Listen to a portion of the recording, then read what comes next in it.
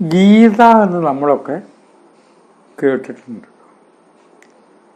പൊതുവെ സംഗീതത്തിൽ ഗാനങ്ങൾക്ക് ആലാപനങ്ങൾക്കൊക്കെ ഗീത എന്ന് പറയാറുണ്ട്. പൊതുവെ ഗീത എന്ന് പറഞ്ഞാൽ ഭഗവത്ഗീതയാണ്.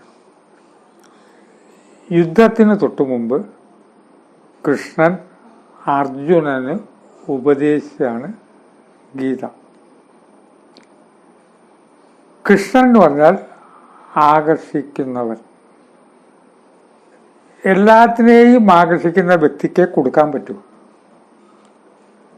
ഏതൊരു വ്യക്തിയും കൊടുക്കുന്നുണ്ടെങ്കിൽ ആകർഷിക്കണം. പ്രഭാഷകൻ കൊടുക്കുന്നു, പക്ഷേ 24 മണിക്കൂറും പ്രഭാഷണം നിർവഹിച്ചാൽ ശരിയാവുമോ? ബാക്കി സമയത്ത് ആർജിക്കണം. ഏതൊരാളെ കണ്ടാലും നമുക്കറിയാത്തതും അയാൾക്ക് മാത്രം അറിയുന്ന കാര്യം മാത്രം വർത്തമാനം പ്രകടിപ്പിക്കണം. അതുകൊണ്ട് ആർജിച്ചാലേ കൊടുക്കാൻ പറ്റുള്ളൂ. ആർജവമുള്ളവനാണ് അർജുനൻ. അർജുനൻ എന്ന നാമത്തിൻ്റെ അർത്ഥം. ഈ ആർജവമുള്ള വ്യക്തിക്ക് കൃഷ്ണൻ നൽകിയ ഉപദേശമാണ് ഭഗവത്ഗീത. കൃഷ്ണൻ നൽകിയ ഉപദേശമാണെങ്കിൽ യഥാർത്ഥത്തിൽ ഇത് എഴുതിയത് വേദവ്യാസനല്ലേ? ഭഗവത്ഗീത പറഞ്ഞാൽ കൃഷ്ണനെ അർജുനനെ ഓർക്കും. കൃഷ്ണൻ ഇങ്ങനെ പറഞ്ഞു എന്ന് പറഞ്ഞിട്ട് നമ്മളിപ്പോൾ ഇന്ന് വായിക്കുന്നത് വ്യാസവിരചിതമായിട്ടുള്ള ഗീതയല്ലേ? എന്നാൽ ഗീത പിന്നെയുണ്ട്. അനുഗീത, ഉത്തരഗീത. ഇത് ഓരോന്നും വ്യത്യസ്തമായ സബ്ജക്റ്റാണ്. അനുഗീത, ഉത്തരഗീത. ഇന്ന് ദക്ഷിണേന്ത്യക്കാർക്ക് വലിയ പരിചയം ഇല്ലാത്തതും ഉത്തരേന്ത്യയിൽ പ്രചുരപ്രചാരവുമായിട്ടുള്ള ഒരു ഗീതയാണ് ഗർഭഗീത. ഗർഭഗീത എന്ന് പറഞ്ഞാൽ ഇവിടെ ഭഗവത്ഗീത വായിക്കുന്നവർ തന്നെ അങ്ങനെ കൃതിയെക്കുറിച്ച് കേട്ടിരിക്കണമെന്നില്ല. ഉത്തര ഭാരതത്തിൽ ഗർഭഗീത വായിക്കാറുണ്ട്. ആ ഗർഭഗീത പൊതുവെ ചെറിയ ഒരു കൃതിയാണ്. നമ്മളിവിടെ ഒരു മനുഷ്യജന്മം കിട്ടിയാൽ അത്യാവശ്യം വായിച്ചിരിക്കേണ്ട കൃതികളാണിതൊക്കെ. വായനാശീലം എന്നുള്ളത് ഇന്ന് കുറഞ്ഞു. വല്ലതും വായിക്കുന്നുണ്ടെങ്കിൽ ഇവിടെ ആനുകാലികമായി ഇറങ്ങുന്ന നോവലും കഥയൊക്കെയാണ് വായിക്കുക. അത് രാഷ്ട്രീയമായി സ്വാധീനം ഉണ്ടെങ്കിൽ അവരുടെ പുസ്തകങ്ങൾ കോളേജിൽ വരെ പാഠപുസ്തകമാക്കുക. അതേസമയം വേണ്ടുന്ന കൃതികൾ വായിക്കില്ല. ഭാഷയിലെ ഈ നോവലും കഥയും അത് 5 കൊല്ലം കഴിയുമ്പോൾ മറക്കും ചെയ്യും. പിറ്റത്തെ കൊല്ലാകുമ്പോൾ തന്നെ അതിന് മറക്കും. ഗർഭഗീത നിത്യപാരായണത്തിന് ഉള്ളതാണ്. ആ ഗർഭഗീതയുടെ പ്രത്യേകത, ആ ഗർഭഗീതയിൽ പറയുന്നു, എല്ലാവരും സുന്ദരന്മാരാവാൻ ആഗ്രഹിക്കുന്നു. എല്ലാവരും. അതിനെന്തു വേണം? അന്നദാനം ചെയ്താൽ സുന്ദരന്മാരാകും. ഇതാണ് ശ്രീബുദ്ധൻ പറഞ്ഞിട്ടുള്ള കുറേ കാര്യങ്ങളുണ്ട്. അപ്പം ആ ശ്രീബുദ്ധനെ കുറിച്ച് ഞാൻ എപ്പോഴെങ്കിലുമൊക്കെ പറയുമ്പോൾ സ്വല്പം മാറ്റം വരാം. ബുദ്ധൻ പറഞ്ഞതെന്ന് ഗർഭഗീതയിലത്തെ കാര്യം പറയുകയാണ്. സുന്ദരനായിട്ട് ജനിക്കണോ, പിന്നെ ആകെ ഈ ജന്മയുള്ളൂ എന്നാണ് വിചാരമെങ്കിൽ അവർ അന്നദാനം ചെയ്യണ്ട, ഒന്നും ചെയ്യണ്ട. ജന്മനാ സൗന്ദര്യം ഉണ്ടെങ്കിൽ മേക്കപ്പോട് കൂടി കുറേ കാലം പിടിച്ചു നിൽക്കാം, വിഗ് വെച്ചാൽ മതി. പക്ഷെ അത് കുറച്ച് കഴിഞ്ഞാൽ പോവും. പക്ഷെ ഇനിയും വരാനിരിക്കുന്ന കാലമുണ്ട്, ജന്മങ്ങൾ ഉണ്ടാകും. ആ ജന്മത്തിലും സൗന്ദര്യം ഉണ്ടാവണം. സൗന്ദര്യം എന്നുള്ളത് എത്ര ഭാഗ്യമാണ്, എത്ര വലിയൊരു അട്രാക്ഷനാണ് കിട്ടുന്നത്. ഒരു 10-100 ആൾ നിൽക്കുമ്പോൾ സൗന്ദര്യമുള്ള സ്ത്രീകളാണെങ്കിലും പുരുഷന്മാരാണെങ്കിലും പെട്ടെന്ന് ഇവർ വശീകരിക്കില്ലേ. അതുകൊണ്ടാണ് അന്നദാനം എന്ന് പറയുന്നത്. ഈ അന്നദാനം എന്ന് കേട്ട ഉടനെ നമുക്ക് ഓർമ്മ വന്നത് കഴിക്കാനുള്ള ആഹാരം കൊടുക്കുക എന്നാണ്. ഇതല്ലേ പെട്ടെന്ന് ഇപ്പോൾ ശ്രോതാക്കൾ ചിന്തിക്കുക. 5 ഇന്ദ്രിയങ്ങളിലൂടെയും മറ്റുള്ളവർ ആഹാരം കഴിക്കുന്നുണ്ട്. 5 ഇന്ദ്രിയങ്ങളിലൂടെയും.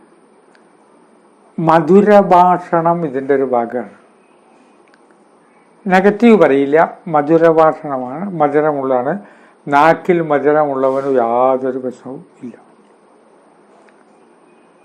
നമ്മൾ ഓരോരുത്തർക്കും ചുറ്റുമുള്ളവർക്ക് 5 ഇന്ദ്രിയങ്ങളിലൂടെയും ആഹാരം കൊടുക്കുന്നുണ്ട്.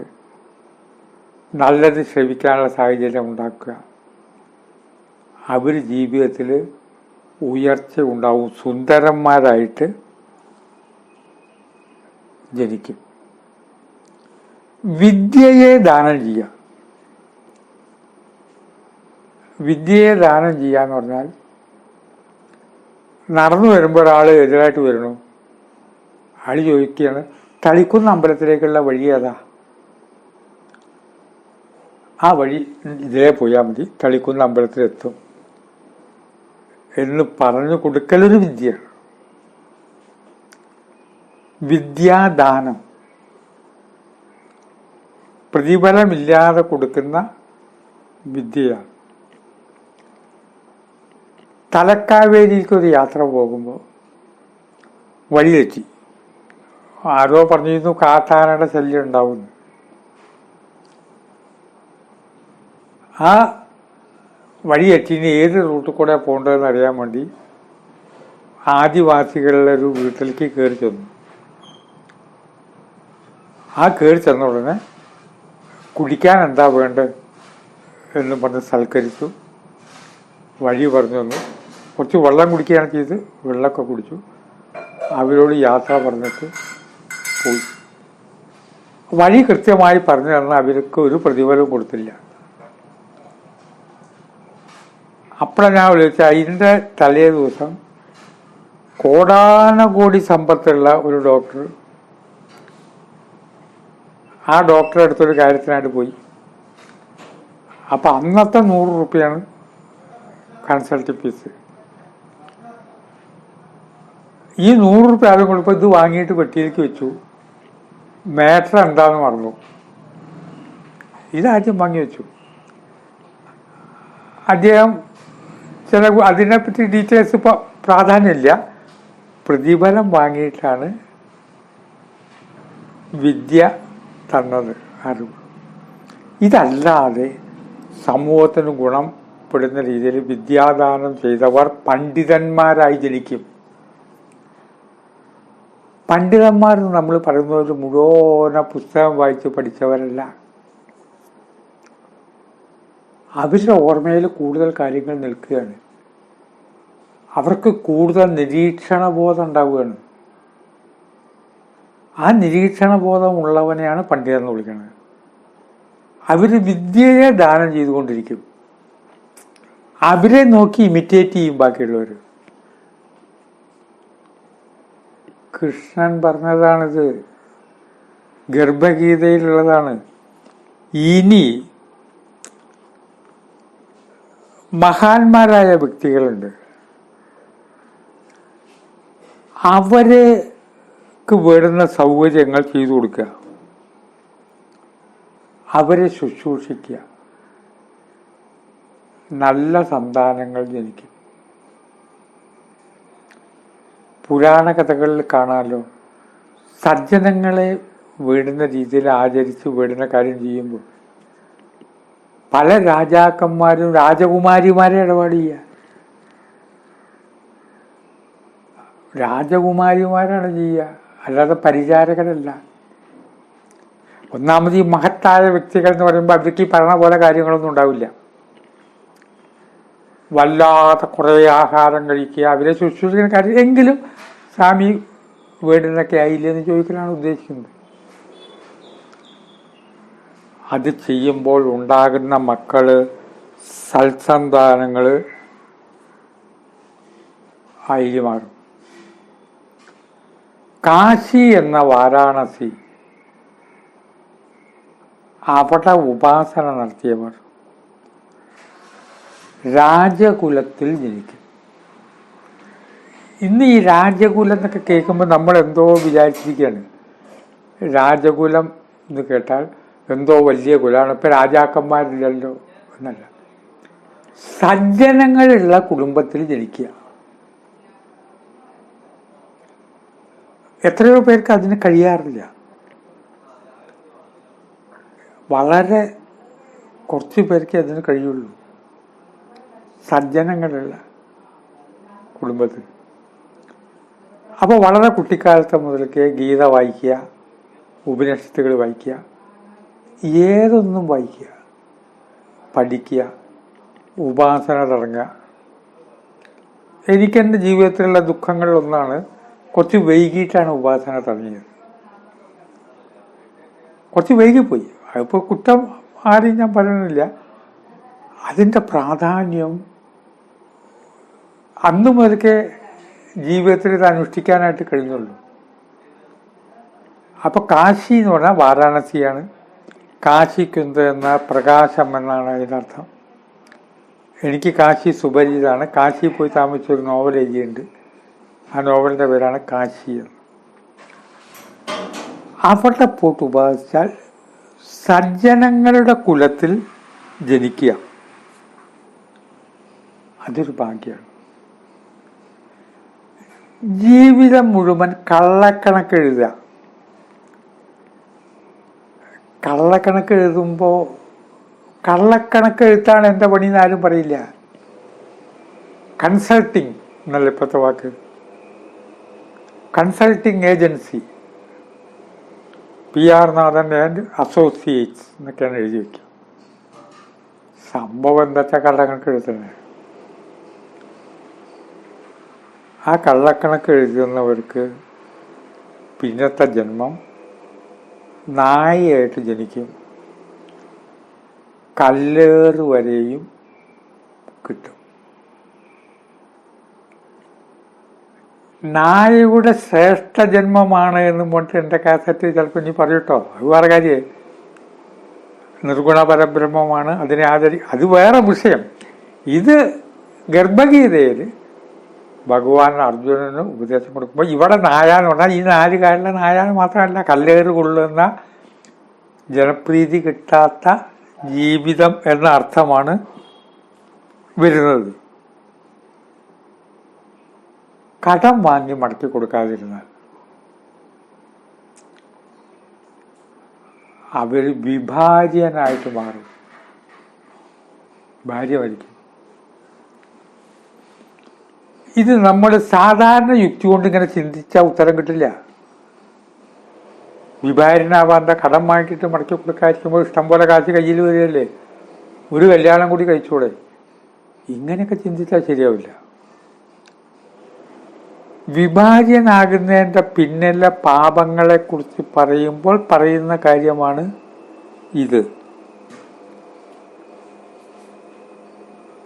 പറഞ്ഞ വാക്ക് പാലിക്കാത്തവൻ നപുംസകമായിട്ട് മാറും. ഈ നപുംസകം എന്നൊക്കെ പറയുന്നതിൻ്റെ വ്യാഖ്യാനങ്ങൾ ശ്രദ്ധിക്കണം. ഈ ഗർഭഗീത എന്നുള്ള ആ ചെറിയ കൃതിയിൽ ഭഗവാൻ അർജുനന് കൊടുത്താണ്. ഇത് എഴുതിയിരിക്കുന്നതും വേദവ്യാസനാണ്. വേദവ്യാസനെ പറ്റിയിട്ട് ഒരു പണ്ഡിത സദസ്സിൽ ചെന്നപ്പോൾ അവിടുത്തെ തലമുതിർന്ന പ്രഭാഷകൻ പറഞ്ഞു, ഞാൻ ഇനിയൊരു കാര്യം പറയാൻ പോവാണ്, എല്ലാവരും ഒന്ന് എണീറ്റ് നിൽക്കണം എന്നാണ്. എല്ലാവരും എണീറ്റ് നിന്നു. ഇനി ഇരുന്നോളൂ എന്നാണ്. എന്നിട്ട് പറഞ്ഞു, എണീറ്റ് നിൽക്കണമെന്ന് പറയാൻ കാരണം ഞാൻ വേദവ്യാസനെ പറ്റി പറയുകയാണ്. ആ പറയണതിന് മുമ്പ് നമ്മളൊന്ന് ആദരവ് കാണിക്കണം. അതാണ് എണീറ്റ് നിൽക്കാൻ പറയുന്നത്. വേദവ്യാസന്റെ മഹത്വത്തെ പറ്റി പറയാൻ നമുക്ക് അർഹതയുണ്ടോ? എന്താ അത് സാധനം. പിന്നീട് ഒരു നടൻ്റെ സിനിമ ഹിറ്റായപ്പോൾ ആരാധകർ പറയാണ്, എന്താ ഏട്ടൻ ചെയ്തു വെച്ചിരിക്കുന്നത്, ഒരു രക്ഷയില്ല. ഇപ്പോഴത്തെ പ്രയോഗ അത്ര നന്നായിട്ട്, ഒരു രക്ഷയില്ല, എന്താ ചെയ്തു വെച്ചിരിക്കുന്നത്. അത്ര കേമൊന്നല്ല, പോട്ടെ, അതൊക്കെ ആരാധകരുടെ ഇഷ്ടം. ഇതുപോലെ വ്യാസന്റെ ഉച്ഛിഷ്ടമല്ലേ നമ്മളുടെ അറിവ് മുഴുവൻ. വ്യാസം പറയാത്ത എന്താ ഉള്ളത്? വ്യാസപൂർണിമ, ഗുരുപൂർണിമ. ഇനി ശാസ്ത്രം എത്ര പുരോഗമിച്ചാലും വ്യാസന്റെ അടുത്തെത്തുമോ? ഈ വ്യാസനാണ് ഇത് ചെയ്ത്. ഗർഭഗീത എന്ന് പറയുന്നതിൽ ഒരു കാര്യം കൂടിയുണ്ട്. അവിടെ ഗർഭം എന്ന് പറഞ്ഞാൽ നമ്മൾ വിചാരിച്ച അർത്ഥമല്ല, മൂർത്തമാവുക, മൂർത്തീകരിക്കുക. അതിൽ നിന്നാണ് മൂത്രം എന്നുള്ള വാക്ക് വന്നത്. നമ്മൾ വിചാരിച്ചതല്ല. മൂത്ര ചികിത്സയെ പറ്റിയ ക്ലാസ് എടുക്കുമ്പോൾ പറയാറുണ്ട്, മൂത്രം എന്ന് പറഞ്ഞാൽ നമ്മൾ ആ മൂർത്തീകരിച്ച രൂപമാണ്, അതിനെ ശിവാംബുതീർത്ഥമാക്കി മാറ്റിയിട്ടാണ് ഔഷധാവുന്നത്. അപ്പം ശിവാംബുതീർത്ഥം എന്താണെന്ന് ആലോചിക്കണം. മൂത്രം എന്ന് കേട്ട ഉടനെ ഗർഭം എന്ന് കേൾക്കുമ്പോൾ ഗർഭിണി ഓർമ്മ വരില്ല, അതും പ്രധാനപ്പെട്ടതാണ്. ആ ഗർഭഗീത എന്ന് പറയുന്നത് ഒളിപ്പിച്ച് വെച്ച ഒരു കാര്യമാണ്. ഗർഭിണി പ്രസവിച്ചിട്ടില്ലല്ലോ, അപ്പം കുട്ടിയെ നമുക്ക് കാണാൻ കഴിയില്ലല്ലോ. അതാണ് അതിൽ ഒളിപ്പിച്ച് വെച്ചത് എന്ന് പറയുന്നത്. ഇത് ഡയറക്റ്റായിട്ട് കേൾക്കുമ്പോൾ അന്നദാനം നടത്തിയാൽ ഇങ്ങനെ ആവും എന്ന് പറയുമ്പോൾ ചിലപ്പോൾ നമുക്കതൊരു കൺഫ്യൂഷൻ ഉണ്ടാവും. പക്ഷേ നമ്മളൊരു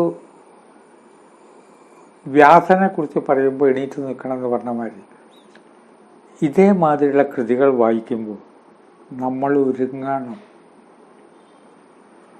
വിശിഷ്ടമായ കൃതികൾ എനിക്ക് വായിക്കാൻ തരുന്നവരുണ്ട്. ചിലർ പുസ്തകം വാങ്ങും, അവർ വായിക്കില്ല, അലമാരയിൽ വയ്ക്കും. അതൊക്കെ വായിക്കാൻ റിട്ടയർ ചെയ്തിട്ട് വായിക്കാൻ, റിട്ടയർ ചെയ്താലും വായിക്കൊന്നുമില്ല. അതെനിക്ക് വായിക്കാൻ തരുന്നവരുണ്ട്. ഡോക്ടർമാർക്ക് വരുന്ന ബുള്ളറ്റിൻ, അതിലാണ് ചികിത്സാ കാര്യങ്ങൾ കൊടുത്ത മരുന്നുകളുടെ ബുള്ളറ്റിൻ, റേപ്പർ വരെ തുറക്കാറില്ല.